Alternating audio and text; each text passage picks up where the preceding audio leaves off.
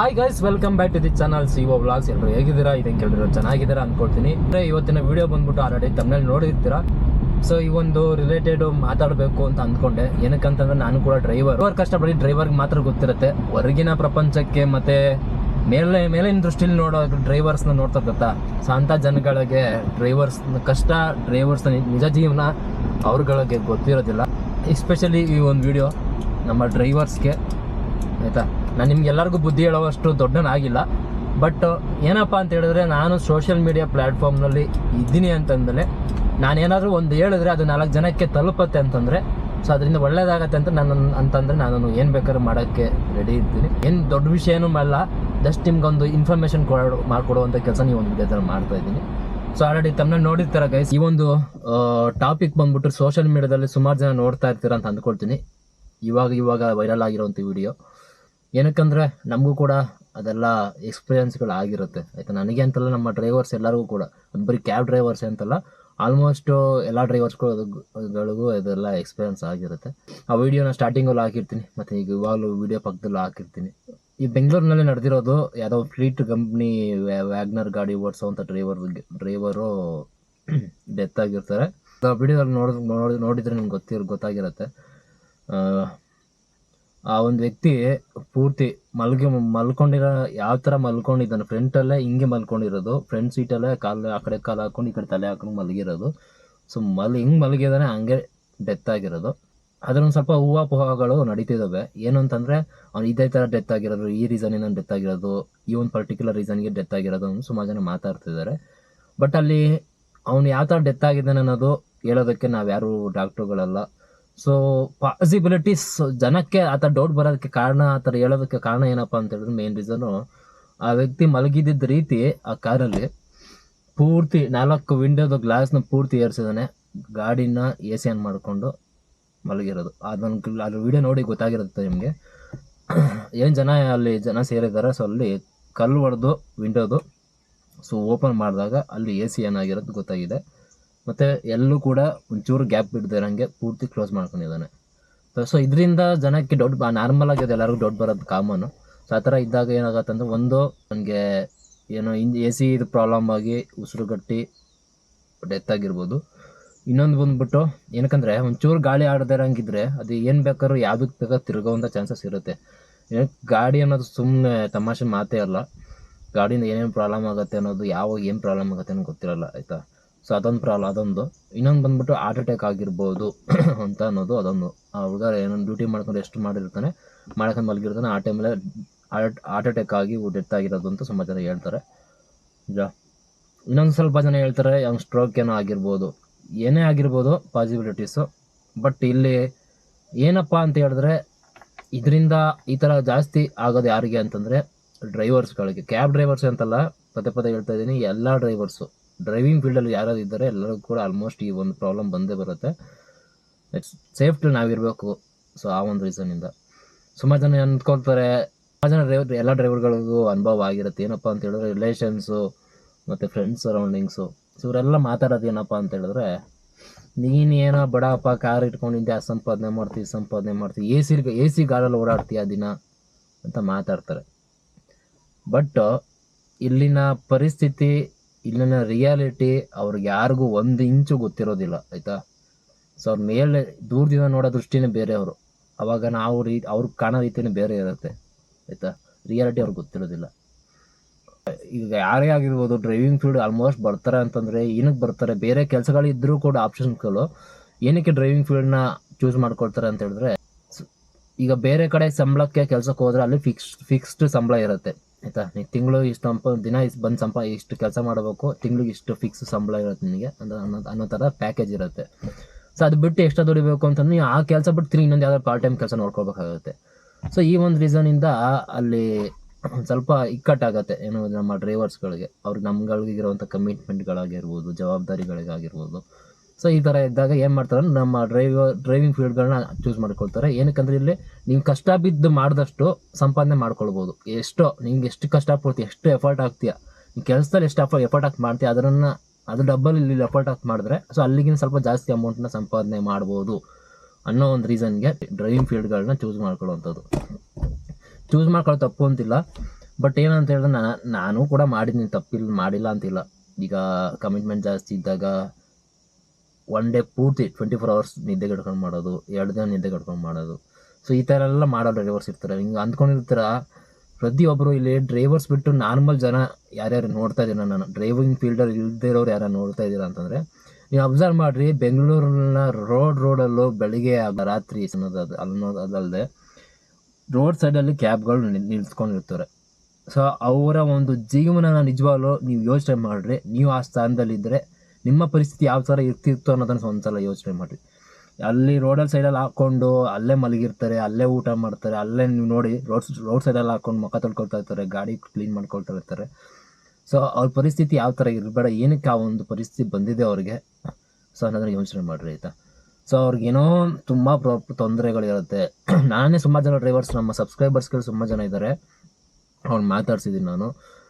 ಏನಂತಂದರೆ ಬೇರೆ ಈ ಉತ್ತರ ಕರ್ನಾಟಕ ಆ ಕಡೆಯಿಂದ ಬಂದಿರೋ ಡ್ರೈವರ್ಸ್ಗಳು ಕಾರ್ ಇಟ್ಕೊಂಡಿರ್ತಾರೆ, ಸ್ವಂತ ಗಾಡಿ ತೊಗೊಂಡಿರ್ತಾರೆ. ಬಟ್ ಅವ್ರ ಹತ್ರ ಉಳ್ಕೊಳ್ಳೋದಕ್ಕೆ ಬೆಂಗಳೂರಿನಲ್ಲಿ ರೂಮೇ ಇರಲ್ಲ. ಎಲ್ಲಪ್ಪ ಉಳ್ಕೊಳ್ತೇವೆ ಅಂದರೆ, ಸರ್ ಇದೇ ನನ್ನ ಮನೆ, ಇದೇ ನನ್ನ ರೂಮು ಅಂತಾರೆ. ಗಾಡಿನೇ, ದುಡಿಯೋದು ಗಾಡಿಲೇ, ಊಟ ಮಾಡೋದು ಗಾಡಿಲೇ, ಮಲ್ಕೊಂಡು ರೆಸ್ಟ್ ಮಾಡೋದು ಗಾಡಿಲೇ. ರೂಮೇ ಇಲ್ಲ ಅವ್ರಿಗೆ. ರೂಮ್ ಗ್ಯಾರಂಟಿ ಯಾಕೆ ಕಟ್ಟಬೇಕು ಸರ್? ಅದೇ ದುಡ್ಡು ಇದ್ದರೆ ನನಗೆ ಉಳಿತಾಯ ಆಗುತ್ತೆ, ಇಲ್ಲೇ ಮಲ್ಕೊಳ್ತೀನಿ, ಎಷ್ಟಾಗುತ್ತೆ ಅಷ್ಟು ಕೆಲಸ ಮಾಡ್ಕೊಳ್ತೀನಿ, ಆಮೇಲೆ ಸ್ವಲ್ಪ ನೇರಲ್ಲೋ ಎಲ್ಲ ಹಾಕ್ಕೊಂಡು ಗಾಡಿಲೇ ಮಲ್ಕೊಳ್ತೀನಿ. ವಾಶ್ರೂಮ್ ಚೆನ್ನಾಗಿಲ್ಲ, ಪಬ್ಲಿಕ್ ಇರುತ್ತಲ್ಲ, ಪಬ್ಲಿಕ್ ಟಾಯ್ಲೆಟ್ಗಳು, ಸೊ ಅದನ್ನು ಯೂಸ್ ಮಾಡ್ಕೊಳ್ತೀನಿ ಅನ್ನೋಂಥವ್ರು ತುಂಬ ಜನ ಬೆಂಗಳೂರಿನ ಈ ಥರ ಕಷ್ಟಪಡ್ತಿರೋ ಡ್ರೈವರ್ಸ್ ತುಂಬ ಜನ ಇದ್ದಾರೆ ಆಯಿತಾ. ವಿಡಿಯೋ ಇದೊಂದು ಫಸ್ಟ್ ಟೈಮಲ್ಲಿ ಆಗಿರೋದು. ತುಂಬ ಹಿಂದೆನೂ ತುಂಬ ಇದೇ ಥರ ಆಗಿದೆ ಇನ್ಸಿಡೆಂಟು. ಸೊ ಒಳ್ಳೇದಲ್ಲ. ಏನಕ್ಕಂತಂದರೆ ನಮ್ಮ ಡ್ರೈವರ್ಸ್ಗಳಲ್ಲಿ ಯಾರೇ ಆದರೂ ಕೂಡ ಮನೆಯಲ್ಲಿ, ಈಗ ಬ್ಯಾಚುಲರ್ಗಳಾಗಿದ್ದರೆ ಅವ್ರಿಗೆ ತಂದೆ ತಾಯಿ ಇರ್ತಾರೆ ಮನೆಯಲ್ಲಿ, ಇಲ್ಲ ಮದುವೆ ಆಗಿರೋರು ಇದ್ದರೆ ಹೆಂಡತಿ ಮಕ್ಕಳು ಆ ಥರ ಇರ್ತಾರೆ.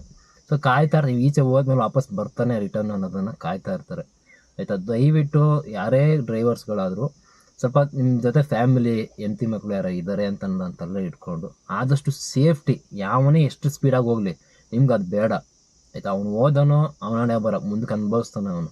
ಸೊ ನಿಮ್ಮ ಸೇಫ್ಟಿಲಿ ನೀವಿರಿ, ಯಾವುದೇ ಕಾರಣಕ್ಕೂ ಏನಂತ ಹೇಳ್ತಾರೆ ಆ ಥರ ಮಾಡೋಕ್ಕೆ ಹೋಗ್ಬಿಡಿ ಆಯಿತಾ. ಫ್ಯಾಮಿಲಿ ಆಗಿರ್ಬೋದು, ತಂದೆ ತಾಯಿಗಳಾಗಿರ್ಬೋದು, ಬ್ಯಾಚುಲರ್ಗಳಾಗಿದ್ದರೆ ತಂದೆ ತಾಯಿಗಳಾಗಿರ್ಬೋದು, ಮದುವೆ ಆಗಿದ್ದರೆ ಹೆಂಡತಿ ಮಕ್ಕಳುಗಳು ಆಗಿರ್ಬೋದು. ಸೊ ಅವ್ರಿಗೆ ಇವ್ರುಗಳಿಗೆ ಇಷ್ಟೇ ಗೊತ್ತಿರುತ್ತೆ, ತನ್ನ ಮಗ ಇಲ್ಲ ತನ್ನ ಗಂಡ ಕೆಲಸಕ್ಕೆ ಹೋಗಿದ್ದಾನೆ ಅನ್ನೋದು ಮಾತ್ರ ಗೊತ್ತಿರುತ್ತೆ. ಅವ್ನು ಇಷ್ಟು ದುಡಿತಾನೆ, ಹೋದರೆ ಕಷ್ಟಪಡ್ತಾನೆ ಅನ್ನೋದು ಗೊತ್ತಿರುತ್ತೆ. ಬಟ್ ಯಾವ ಥರ ಕಷ್ಟಪಡ್ತಾನೆ, ಅವ್ನಿಗೆ ಏನೇನು ಪ್ರಾಬ್ಲಮ್ಸ್ಗಳು ಬರುತ್ತೆ ಡ್ರೈವಿಂಗ್ ಫೀಲ್ಡಲ್ಲಿ ಅನ್ನೋದು ಸುಮಾರು ಜನಕ್ಕೆ ಅದು ಅವ್ರಿಗೆ ಗೊತ್ತಿರೋದಿಲ್ಲ. ಏನಕ್ಕಂದರೆ ಅವ್ರಿಗೊಂದೇ ಗೊತ್ತಿರುತ್ತೆ, ನೀವು ಗಾಡಿದ ನೀವು ಡ್ರೈವಿಂಗ್ ಮಾಡೋಕ್ಕೆ ಹೋಗ್ತೀರ. ಎಲ್ಲರಿಗೂ ಸಾವು ಅನ್ನೋದು ಬೆನ್ನಿಂದ ಇರುತ್ತೆ ಅಂತ ಹೇಳ್ತಾರೆ ನ್ಯಾಚುರಲಾಗಿ.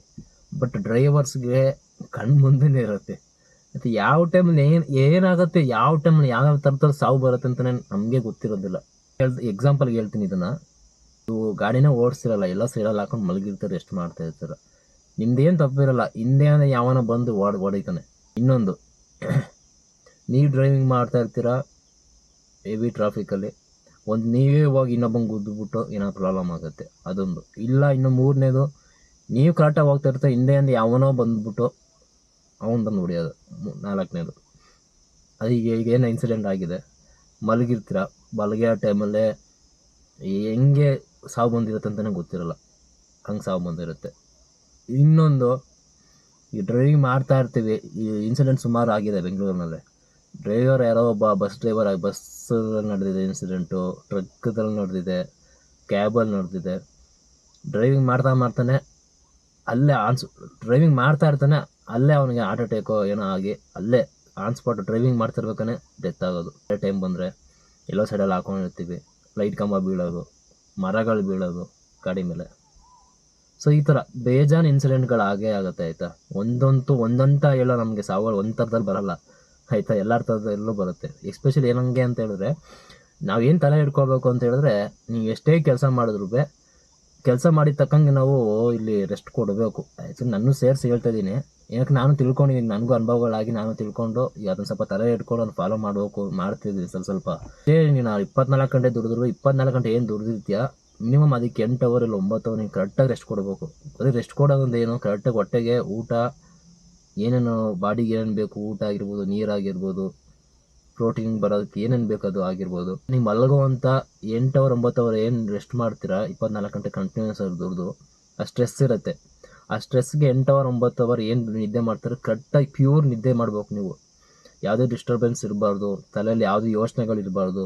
ಮಲಗುವಂಥ ಜಾಗ, ಮನೆಗೆ ಹೋಗಿಲ್ಲ ಅಂತ ಕಾರಲ್ಲಿ ಮಲ್ಕೊಳ್ತೀನಿ ಅಂತ ಪರವಾಗಿಲ್ಲ, ಮಲಗುವಂಥ ಜಾಗ ಇದೆಯಲ್ಲ, ನೀಟಾಗಿ ಗಾಡಿ ಒಳಗಡೆ ನೀಟಾಗಿ ಗಾಳಿ ಬರಬೇಕು, ಫ್ರೆಶ್ ಏರ್ ಬರಬೇಕು. ಎ ಸಿ ಹಾಕೊಂಡು ಸುಮಾರು ಜನ ಮಲ್ಕೊಳ್ತಾರೆ ಬಿಸಿಲು ಟೈಮಲ್ಲಿ, ಅದೆಲ್ಲ ತಪ್ಪೇ. ಅದು ಹೇಳ್ತೀನಿ ಎ ಸಿ ಹಾಕೊಂಡು ಮಲ್ಕೊಳ್ಳೋದು ತಪ್ಪೇ. ಎ ಸಿಂದು ಗಾಳಿ ತಗೊಳ್ಳೋದು ನಿಜವಾಗ್ಲೂ ಅದು ಸೇಫ್ಟಿ ಅಲ್ಲ. ಫಸ್ಟು ನೀವು ನೆರಳು ಇರೋ ಜಾಗಕ್ಕೆ ಹೋಗ್ಬಿಟ್ಟು ಏನು ವಿಂಡೋ ತಗೊಂಡಿಲ್ಲ ಒಂದು ಡೋರ್ ತಗೊಂಡು ನೀಟಾಗಿ ಮಲ್ಕೊಳ್ಳಿ.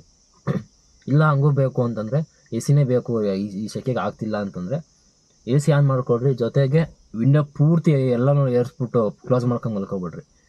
4 ವಿಂಡೋದೂ ಸ್ವಲ್ಪ ಓಪನ್ ಮಾಡಿ ಇಟ್ಕೊಂಡು ಎ ಸಿ ಹಾಕೊಂಡು ಮಲ್ಕೊಡ್ರಿ. ಹೇಳ್ತಿಲ್ವಾ, ಯಾರೂ ಬರಲ್ಲ ಗೈಸ್, ಜೀವನ ಇರೋದೇ ಒಂದು ಜೀವನ. ಈ ಮನುಷ್ಯರಾಗಿ ಹುಟ್ಟಿದ್ದೀವಿ, ನೆಕ್ಸ್ಟ್ ಜನದಲ್ಲಿ ನಾವು ಹುಡ್ತೀವೋ ಇಲ್ವೋ ಅನ್ನೋದು ಯಾರಿಗೂ ಗೊತ್ತಿಲ್ಲ. ಇವಾಗ ಹುಟ್ಟಿದ್ದೀವಿ, ಹುಟ್ಟಿದ ಮೇಲೆ ಏನಾದರೂ ಭೂಮಿ ಮೇಲೆ ಏನಾದ್ರು ಸಿಕ್ಕದಾಗ ಒಂದು ಸ್ವಲ್ಪ ನಮ್ಮ ಕಡೆಯಿಂದ ಏನಾದ್ರು ಸಾಧನೆ ಅನ್ನೋದು ನಮ್ಮ ಭೂಮಿ ಕೊಟ್ಬಿಟ್ಟು ನಮ್ಮ ಜೊತೆ ಇರೋವಂಥ ಫ್ಯಾಮಿಲಿಗೆ ಅವ್ರಿಗೂ ನಮ್ಮ ಕಡೆಯಿಂದ ಏನಾದರೂ ಹೆಲ್ಪ್ ಆಗೋ ಥರ ಬದುಕ್ಬಿಟ್ಟು ಹೋಗ್ಬೇಕು. ನನಗೂ ಒಂದ್ಸಲ ನನಗೆ ಒಂದೊಂದು ಟೈಮಲ್ಲಿ ಯಾವ ಥರ ಇದ್ದಕ್ಕಿದಂಗೆ ಚೆನ್ನಾಗಿ ಕೆಲಸ ಮಾಡ್ತಾಯಿದ್ದು ದಿನ, ಯಾವುದೋ ಒಂದು ಟೈಮಲ್ಲಿ ಯಾವುದೋ ಒಂದು ತುಂಬ ಭಯಾನಕವಾಗಿರೋವಂಥ ಆಕ್ಸಿಡೆಂಟ್ಗಳು ನೋಡಿಬಿಟ್ರೆ ಅವಾಗಿಂದ ಮೀಟ್ರ್ ಆಫ್ ಆಗ್ಬಿಡುತ್ತೆ. ಒಂದೊಂದ್ಸಲ ಹೆಂಗೆ ಆಫ್ ಆಗ್ಬಿಡೋದು, ಈ ಅಪ್ಪ ಯಾಕಾದ್ರೂ ಈ ಜೀವನ ಬೇಕು, ಈಗ ನಾನೇ ನೆಟ್ಟಿಗೆ ಹೋಗ್ತೀವಿ, ಯಾವನ ಬಂದು ಗುದ್ಬಿಟ್ರೆ ಏನು ಮಾಡೋದು, ಏನೋ ಆಗ್ಬಿಟ್ರೆ ಏನು ಮಾಡೋದು, ಒಂದೊಂದ್ಸಲ ಅದು ಭಯ ಎಲ್ಲರಿಗೂ ಆಗೇ ಆಗುತ್ತೆ. ಈ ಡ್ರೈವರ್ಸ್ಗಳಿಗೆ ಮನೆಯಲ್ಲಿ ಡ್ರೈವರ್ಸ್ ಫ್ಯಾಮಿಲಿ, ಅಪ್ಪ ಅಮ್ಮ ಆಗಿರ್ಬೋದು, ವೈಫ್ ಆಗಿರ್ಬೋದು, ಯಾರೇ ಇದ್ರೂ ನಿಮ್ಮ ಜೊತೆಲಿರೋವಂಥ ವ್ಯಕ್ತಿ ಒಬ್ಬ ಡ್ರೈವಿಂಗ್ ಫೀಲ್ಡಲ್ಲಿ ಇದ್ದಾನೆ, ಆ ಡ್ರೈವಿಂಗ್ ಕೆಲಸಕ್ಕೆ ಹೋಗ್ತಾನೆ ಹೊರಗಡೆ ಅಂತಂದರೆ ದಯವಿಟ್ಟು ಆ ವ್ಯಕ್ತಿ ಹೋಗುವಂಥ ಟೈಮ್ನಲ್ಲಿ ಅವ್ನು ಹೋಗ್ತಿರೋದು ಡ್ರೈವಿಂಗ್ ಕೆಲಸಕ್ಕೆ ಅನ್ನೋದನ್ನು ಮರಿಬೇಡ್ರಿ. ಬೇರೆ ಯಾವ ಆಫೀಸಲ್ಲಿ ಕುತ್ಕೊಂಡು ಎ ಸಿಲಿ ಕುತ್ಕೊಂಡು ಕಂಪ್ಯೂಟರ್ ಮುಂದೆ ಕುಟ್ಟ ಕೆಲಸಕ್ಕೆ ಯಾರಿಗೂ ಹೋಗ್ತಿಲ್ಲ. ಅವ್ನು ಹೋಗ್ತಿರೋ ಡ್ರೈವಿಂಗ್ ಕೆಲಸ, ಮೊದಲೇ ಡ್ರೈವಿಂಗ್ ಕೆಲಸ ಡೇಂಜರಸ್ಸು. ನೀವು ಅವ್ನು ಹೋಗ್ಬೇಕಾದ್ರೆ ಖುಷಿಯಾಗಿ ಯಾವುದೇ ಜಗಳಗಳನ್ನ ಆಡದೆ, ಯಾವುದೂ ತಲೆಗೆ ಅವ್ನಿಗೆ ತುಂಬುದೆ ನೆಮ್ಮದಿಯಾಗಿ ಕಳಿಸ್ಕೊಡ್ರಿ ಒಬ್ಬ ಡ್ರೈವರ್ನ. ಅವ್ನಿಗೇನಾದರೂ ನೀವು ಜಗಳ ಮಾಡಿ ಮನೆಯಿಂದ ಆಮೇಲೆ ಕೆಲ್ಸಕ್ಕೆ ಹೋದ್ಮೇಲೆ ಫೋನ್ ಮಾಡಿ ಏನಾದ್ರು ಕಿತಾಪತಿಗಳು ಮಾಡಿ ಟಾರ್ಚರ್ ಕೊಟ್ಟು ಅವ್ನಿಗೆ ಫೋನಲ್ಲಿ ಹಂಗೆಲ್ಲ ಮಾಡಿದ್ರೆ, ಇಲ್ಲಿ ಡ್ರೈವಿಂಗ್ ಮಾಡೋವಂಥ ಮೈಂಡ್ ಯಾರಿಗಿರುತ್ತೆ ಡ್ರೈವರು, ಅವ್ನಿಗೆ ಮೈಂಡು ಫ್ರೆಶ್ ಆಗಿರಬೇಕು, ಯಾವುದೇ ಟೆನ್ಷನ್ ಇರ್ಬೋದು. ಆವಾಗಲೇ ಅವ್ನು ನೆಮ್ಮದಿಯಾಗಿ ನೀಟಾಗಿ ಸಂಪಾದನೆ ಮಾಡೋಕ್ಕಾಗೋದು, ಮನೆಗೆ ವಾಪಸ್ ಬರೋಕ್ಕಾಗೋದು. ಅವನು ಇರೋವಂಥ ವ್ಯಕ್ತಿ ಯಾರು ಡ್ರೈವಿಂಗ್ ಫೀಲ್ಡ್ಗೆ ಹೋಗ್ತಾನೆ ಅಂತಂದರೆ ಟೆನ್ಷನ್ ಕೊಡೋದಾಗಿರ್ಬೋದು, ಜಗಳ ಮಾಡೋದಾಗಿರ್ಬೋದು, ಅದೆಲ್ಲ ಇನ್ನೊಂದ್ಸಲ ಯಾವಾಗಲೂ ಮನೇಲಿ ಇದ್ದಾಗ ಇಟ್ಕೊಡ್ರಿ. ಕೆಲ್ಸಕ್ಕೆ ಹೋದಾಗ ದಯವಿಟ್ಟು ನೆಮ್ಮದಿಯಾಗಿ ಕಳಿಸ್ಕೊಡ್ರಿ. ಇದೆಲ್ಲ ನನಗೂ ಕೂಡ ಅನುಭವ ಆಗಿದೆ ಗೈಸ್, ಆಯಿತಾ. ಏನೇನು ಹೇಳಿದ್ದೀನಿ ಎಲ್ಲ ನನಗೂ ಕೂಡ ಅನುಭವ ಆಗಿದೆ. ಅದಕ್ಕೋಸ್ಕರ ನಾಳೆ ದಿವಸ ನೀವು ಆ ಪ್ರಾಬ್ಲಮ್ಗೆ ಸಿಗಾಕೊಳ್ಬಾರ್ದು ಅನ್ನೋ ಒಂದು ರೀಸನ್ ಅಷ್ಟು. ವಿಡಿಯೋ ಬಗ್ಗೆ ಅಂತ ಅನ್ನಿಸ್ತು, ನಾನು ಕಮೆಂಟ್ ಮಾಡೋದನ್ನು ಮರಿಬೇಡಿ. ಆದಷ್ಟು ಸೇಫ್ಟಿ ಆಗಿರಿ ಗೈಸ್.